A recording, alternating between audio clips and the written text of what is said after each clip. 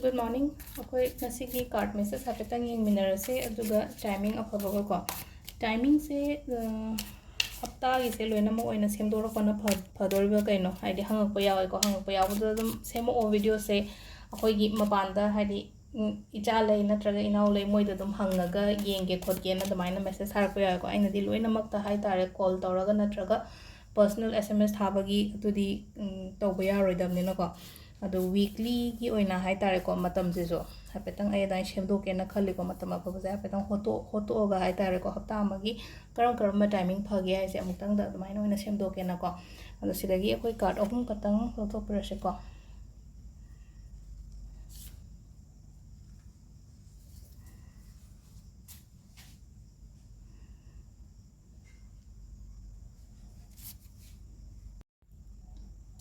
sida leire ko card ahum se ko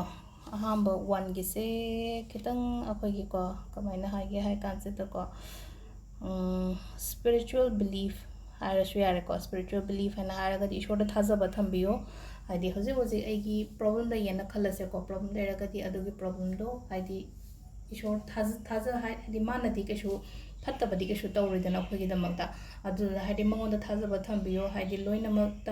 mak phagani na haibane sida ani shubasina mo hai tare kaino ma aingonda lakpa hai tare ko haidi nahangi clear oiramdaba pot ama haidi aingonda khangudana lakpa popo dumaina piri ko ahum subasina amoko haidi change hai tare ko change haraga di kaino hai matam sida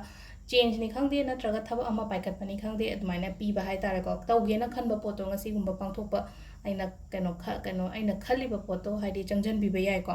aduga atopa timing sina pung 9 dagi ko 9 dagi pung ama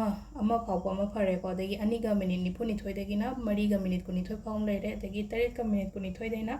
9 ga minute nipuni thoi phawm leire ko dagi nungdangina pung 10 dagi na 10 ga minute 5 dagi hai tare ko nungdang sena 10 ga minute 5 dagi hing nungyagi pung 2 phawm ma leire ko sisina akogi timing aphaba ko ado sida leire akogi card ki message se ko ado husikan se wa ngang yadre na lure na haidi comment pung pida pibasu yade kaino tabasu yade adu taraga su haidi achumba na joy oibane haibase ko loina dum mayam se thajabiyo hai tare ko haidi chummagadi soidana hai tare ko haidi mayam thajing ngangningba ngangjasuno ko chasuno